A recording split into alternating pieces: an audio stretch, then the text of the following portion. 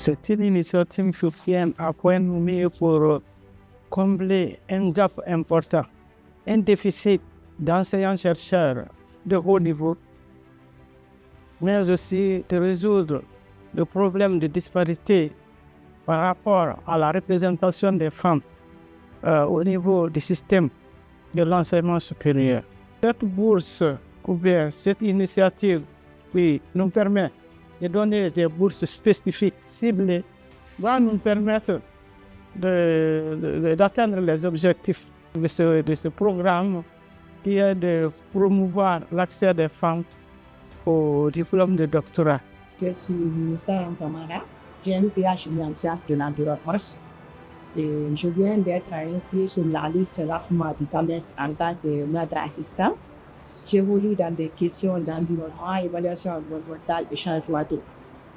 Et je trouve l'initiative très pertinente. C'est une bonne chose. Il n'y a pas beaucoup de femmes, on est moins de 2% dans l'enseignement supérieur, encore moins dans l'âge. Soutenir les femmes, c'est une belle idée, les accompagner, puisque nous sommes confrontés à beaucoup de défis. Non seulement nous sommes en sous-nombre, mais aussi il y a des bousculades entre autres. Donc nous allons prôner la sororité, donc la fraternité entre femmes, ensuite le soutien et l'accompagnement. Et je suis un exemple vivant, si moi je l'ai pris, elles peuvent aussi.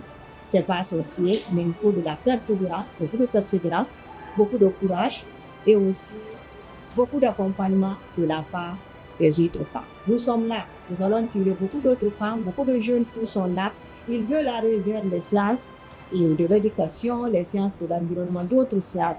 Et c'est une bonne chose aussi dans la vision 2040 avec Simandou Academy, s'il y a plus de femmes, et nous savons qu'à compétence égale, vraiment, on donne les meilleurs pour nous-mêmes. Les femmes, nous avons des ambitions, mais parfois c'est le soutien qui nous manque. Nous saluons donc vraiment cette initiative et que nous allons soutenir, nous allons faire la promotion et surtout donc nous invitons les filles et les femmes à s'inscrire dans cette optique. Parce que les femmes veulent aller de l'avant, elles veulent évoluer, mais parfois c'est le soutien qui leur manque. C'est pour vous dire combien de fois ce projet est vraiment le bienvenu. Pour relever vraiment ce défi, il faut aller vers les femmes.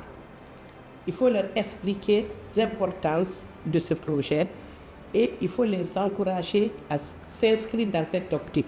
Les femmes, dans l'enseignement supérieur, elles sont rares. Nous avons très peu de femmes docteurs, très peu de femmes professeurs. Et déjà, nous, dans notre plan d'action, il était question de faire une tournée dans toutes les institutions d'enseignement supérieur pour encourager les femmes. Mais il y avait un blocage. Ce blocage-là, c'était les moyens, le manque de prise en charge. Maintenant que ceci est venu, je pense que rien n'empêche les femmes de s'inscrire pour évoluer dans l'enseignement supérieur. Dans l'enseignement supérieur, dans la promotion, il n'y a pas de grade pour les femmes, il n'y a pas de grade pour les hommes.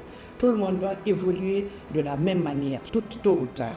Former 250 jeunes femmes du master jusqu'au doctorat, c'est investir dans un système d'enseignement supérieur de recherche scientifique et d'innovation où la compétence et l'innovation scientifique seront portées par un ensemble diversifié de talents et de chercheurs.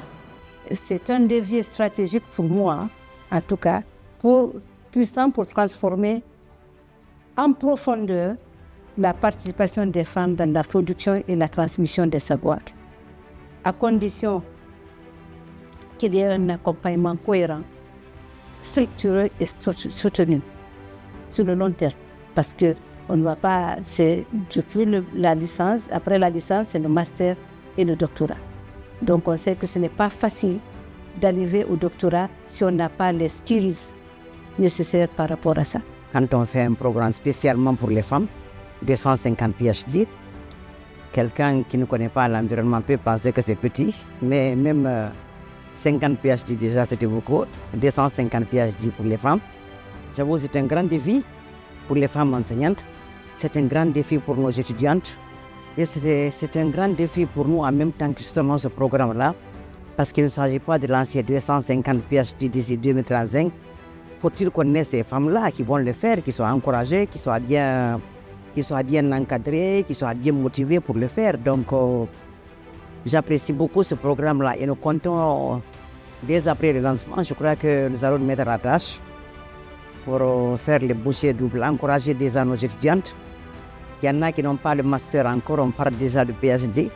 Donc c'est beaucoup déjà de traverser le chemin du master. Et puisque le master est désormais gratuit, consacrer la gratuité du master, c'est déjà beaucoup, ça va les encourager.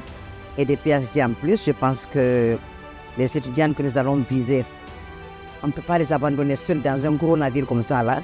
Ils auront besoin d'encadrement comme nous on en avait eu en notre temps, de mentorat effectivement, d'encouragement et beaucoup de renforcement de capacité aussi, parce que j'avoue que le PhD, ce n'est pas une promenade de santé. Les enseignants-chercheurs représentent moins de 2/3 des chercheurs scientifiques dans nos établissements d'enseignement supérieur. Elles sont encore moins nombreuses à occuper des postes de responsabilité dans les laboratoires de recherche, dans les centres de recherche et de documentation. Pour amener donc ces enseignants-chercheurs à embrasser une carrière professionnelle, une carrière scientifique et à occuper, à répondre à des grands postes de responsabilité, que ce soit au niveau national et international, que le ministère donc, de l'enseignement supérieur a initié ce grand projet de formation de 250 enseignants-chercheurs au sein de nos institutions d'enseignement supérieur. Donc un comité scientifique est déjà mis à la disposition du ministère de l'enseignement supérieur pour les accompagner, d'abord à élaborer les critères de qualité de l'évaluation, de sélection des 250 enseignants-chercheurs au sein des établissements et surtout tracer les grandes lignes directrices pour permettre l'accomplissement du projet.